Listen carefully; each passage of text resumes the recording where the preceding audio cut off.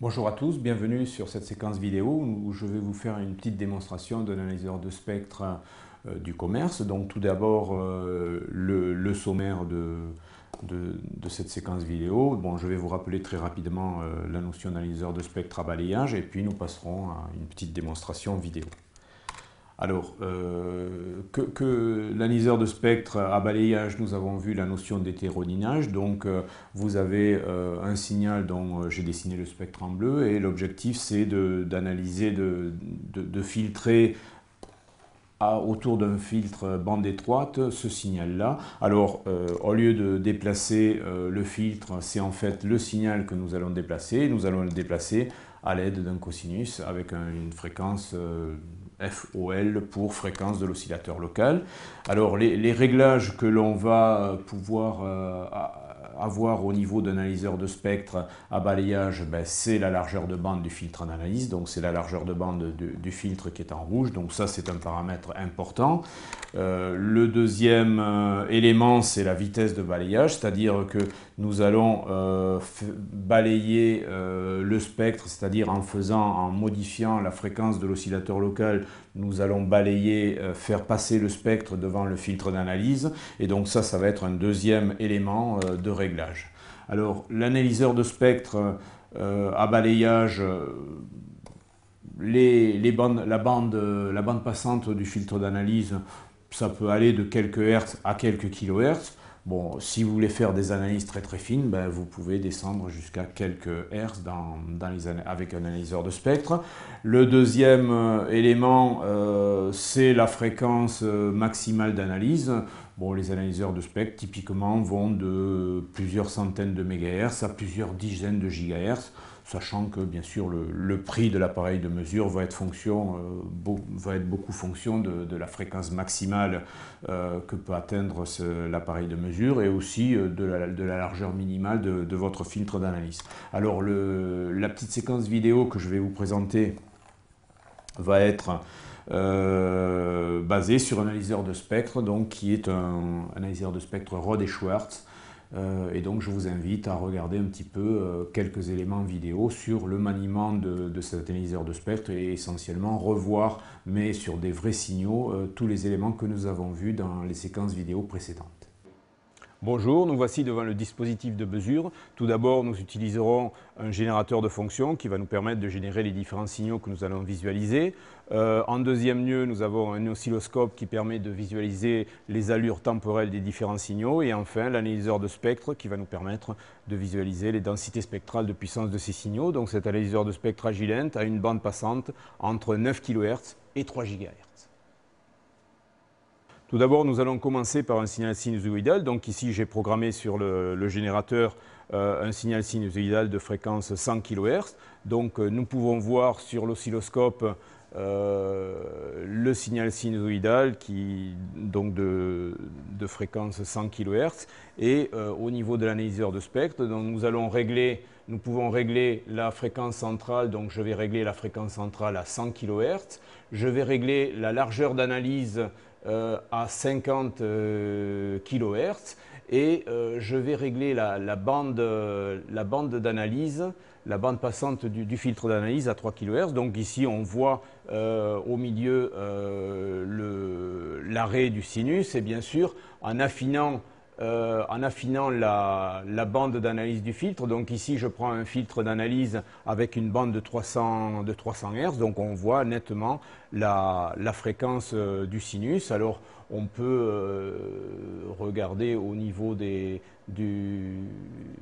marqueurs, je me suis perdu, voilà, Peak Search. Ici, donc, nous voyons que le pic du sinus est exactement à 100 kHz. Nous pouvons encore diminuer la bande d'analyse du filtre. Donc ici, j'ai utilisé une bande d'analyse de 30 Hz, donc on voit l'arrêt très très fine du sinus. Bien sûr, le corollaire, c'est que plus on prend une bande d'analyse faible, plus le temps de balayage va être important. Le deuxième signal que nous allons visualiser, c'est un signal rectangulaire périodique. Donc je passe sur le générateur de fonctions à un signal rectangulaire périodique que nous pouvons voir sur l'oscilloscope. Donc c'est un signal rectangulaire de fréquence fondamentale 100 kHz.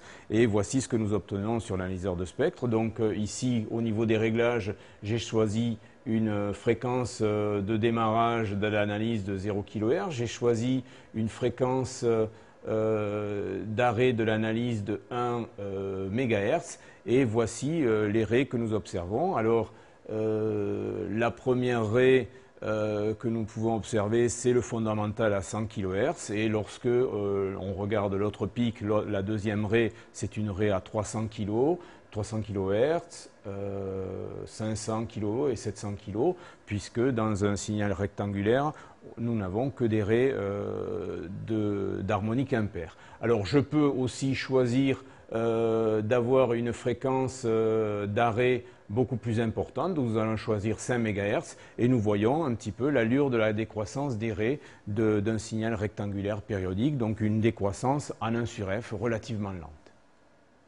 Le troisième signal que nous allons visualiser au niveau du spectre, c'est un signal triangulaire, donc toujours signal triangulaire périodique de 100 kHz, donc voici son allure temporelle et voici l'allure de sa densité spectrale de puissance ou de son spectre. Donc les réglages, c'est une fréquence de départ de 0 et une fréquence maximale d'analyse de 5 MHz et on observe bien sûr toujours le spectre de raies avec des raies multiples de 100 kHz. Alors bien sûr par rapport au rectangle, vous pouvez vérifier que la décroissance des raies est beaucoup plus rapide puisque la décroissance des raies d'un signal périodique triangulaire est une décroissance en 1 sur f2. Donc ici, on peut visualiser le spectre d'un signal sinusoïdal. Donc on observe une seule raie à 100 kHz. Ici, le spectre du signal rectangulaire à 100 kHz avec une décroissance des raies en 1 sur f. Et en dernier lieu, le dernier signal que nous avons analysé, le triangle périodique avec une décroissance beaucoup plus rapide des raies. Nous allons maintenant illustrer une modulation d'amplitude d'un cosinus. Donc la fréquence porteuse que j'ai choisie, c'est une fréquence porteuse de 100 kHz et la fréquence du signal modulant, donc c'est justement un sinus de fréquence 10 kHz. La profondeur de modulation a été prise égale à 100% et donc vous pouvez visualiser sur l'oscilloscope la forme du signal. Donc nous reconnaissons la fréquence très rapide, donc c'est la fréquence de 100 kHz et puis la fréquence lente qui fabrique ces nœuds et ces ventres, c'est la fréquence de 10 kHz. Voilà. Donc c'est une fréquence porteuse 100 kHz modulée par un sinus de 10 kHz. Si nous passons maintenant au niveau de l'analyseur de spectre, je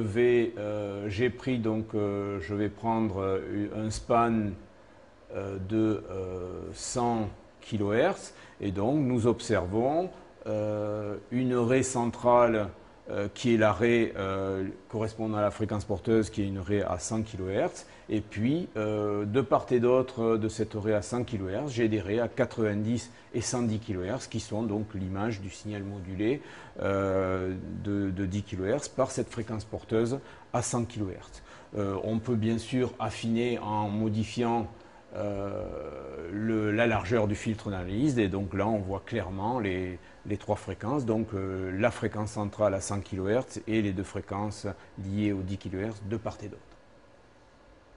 Donc dernière visualisation de spectre, donc cette fois-ci nous n'utiliserons que l'analyseur de spectre puisque le signal va être capté par cette antenne. Cette antenne est adaptée à la bande FM, c'est une antenne de 75 cm, donc dans la bande FM qui se trouve entre 88 et 108 MHz. Donc les réglages de l'analyseur de spectre, la fréquence centrale a été choisie égale à 100 MHz et le span fréquentiel égal à 50 MHz. Donc nous visualisons ici toutes les différentes émissions radio dans la bande FM, donc entre 88 et 108 MHz. Donc nous allons maintenant faire un zoom au niveau d'une station de radio particulière. Donc nous allons choisir 105.1 MHz et au niveau du span, nous allons choisir 2 MHz. Et donc nous voyons ici différentes émissions radio dans la bande FM. Donc celle qui est au milieu, c'est la station de radio 105.1, c'est-à-dire FIP. Et puis à 400 kHz d'écart, vous voyez d'autres émissions radio donc, qui correspondent à d'autres émissions dans la bande FM.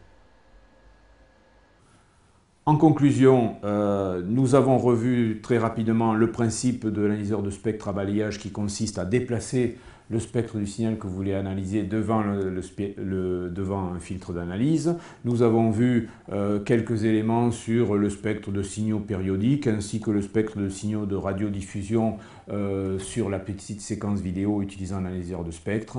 Ceci conclut cette séquence sur l'analyseur de spectre à balayage. Je vous remercie de votre attention. Au revoir.